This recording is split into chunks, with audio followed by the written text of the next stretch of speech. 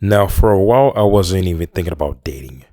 I was just, living life, working, going home, scrolling on my phone, watching my homies somehow magically get girlfriends out of nowhere. It started slowly, one by one, like a disease. My friend Caleb met a girl at a bar. He said it was the easiest thing ever. All I did was ask if she wanted a drink, bro. That's it? I asked. Women are just people, bro, he said. And then there was my friend Chris. He met his girl on a dating app. He showed me her picture like he had won the lottery or some shit. You just swipe and boom, girlfriend instantly. I didn't believe him until he started going on dates like almost every weekend. Meanwhile, I was just at home watching Netflix and just chilling to myself with leftover pizza. And then after a while, I started to notice a pattern. Every time we hung out, my friends were either texting girls, leaving early to go on dates, or complaining about relationship problems that I couldn't relate to for shit. So after a while, I just decided, hey, maybe I'll just go ahead and download the Bumble app. So that's what I did. I first matched with a girl named Melissa on Bumble late one night when I was just swiping out of boredom, I guess. I won't lie, I almost skipped her. Not because she wasn't attractive or anything. I mean, she was fine than a motherfucker. But because she looked too damn perfect. Like too good to be true type shit. You know what I'm saying? Her profile picture was simple. No filters, no exaggerated poses. Just her smiling at the camera, sitting on the hood of a car. She had this calm, confident look. The kind of pretty that doesn't try too hard. So I clicked on her profile, and then that's why I got curious. Horror movies, romance movies, deep conversations, and dark humor. If you are scared of scary movies, swipe left. And I remember thinking to myself, yeah, she's definitely out of my league. But I swiped right anyway, I didn't give a fuck. And somehow, someway, she ended up matching with me. I was like, oh shit, okay. Now we getting somewhere. She messaged first. So, do you like horror movies? She said. I stared at the screen for a few seconds before replying.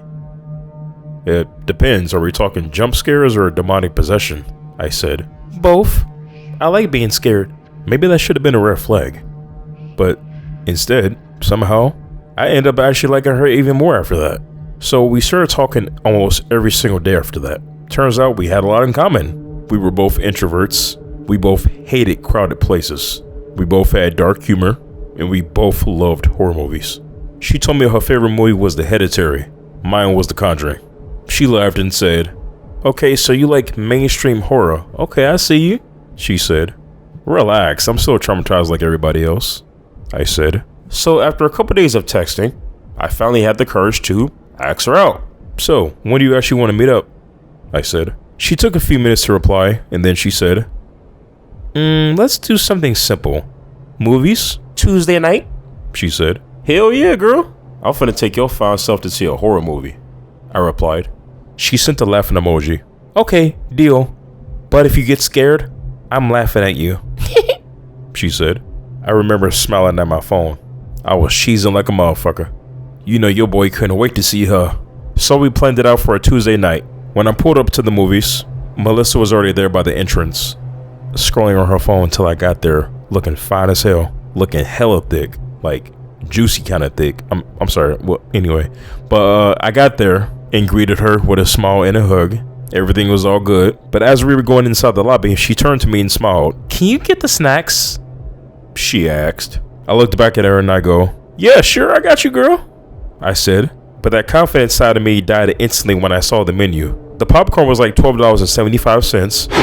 The nachos were like $9.50. 2 drinks were about $11.20. And for some candy, $6. So the total came out to be about $39.45.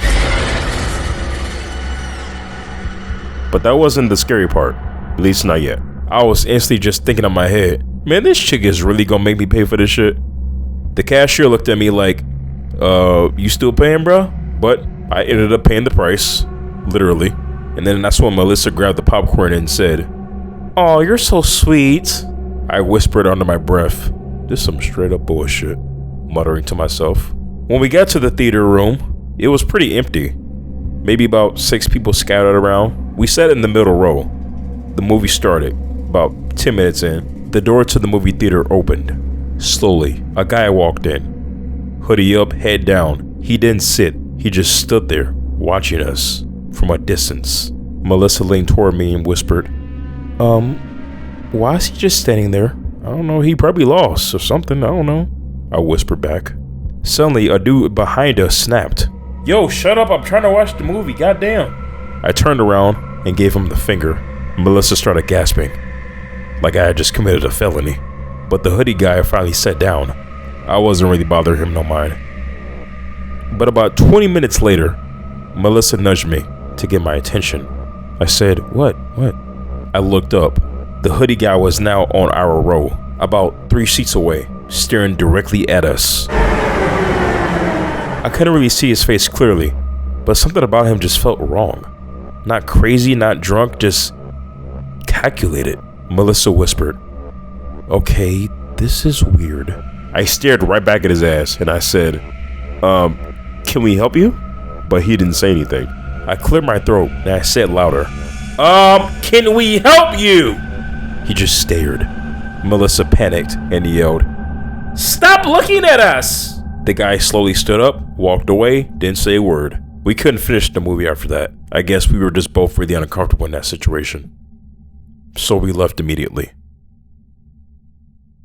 During the car ride, Melissa tried to laugh it off. Okay, that was like really fucking creepy. Yeah, I replied. At least it wasn't some serial killer, right? I mean, come on. I said. She smiled, but her smile looked forced. I dropped her off at her home. She waved, I waved back, and I drove back home. Just forgot about the whole thing. Until later that night, my phone buzzed. Unknown number. The message said, stay away from my girl or you're dead, bitch. I stared at the screen. Suddenly everything made sense. The hoodie guy, the staring, the timing, it wasn't random. It was personal. It was her ex. Melissa's ex. I told myself it was just some jealous dude trying to scare me. I thought about texting Melissa, but I didn't. But then I replied to him, not thinking too much of it. Relax, bro, we just went to the movies, it's not that deep. And then 3 dots appeared, and then disappeared. No reply.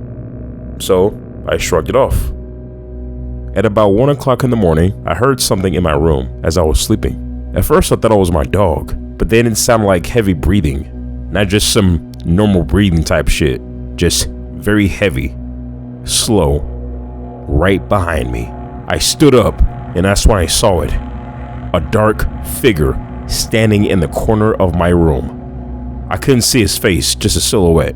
Tall, still watching me. My heart started beating so damn fast I thought he could hear it. So I whispered, "Who the fuck is you, nigga?" I said. He didn't answer. Instead, he turned around and just walked out of my room. So I jumped out of my bed, grabbed my bat, and I ran after his ass.